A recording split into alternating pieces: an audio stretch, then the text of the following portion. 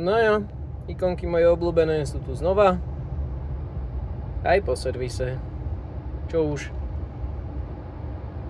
No, moc to teda neopravili. Keď dáme, že menu.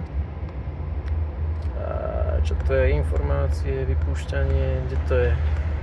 Niekde tu bolo, že oné výstrahy. Kontrola predjazdov. Nie. Kde to bolo? To je to upozornenia. Systémy podpory vodiča nie sú k dispozícii. Podpora jazdy v jazdnom pruhu nie je k dispozícii, či čo to je, nefunkčná. Takže tak.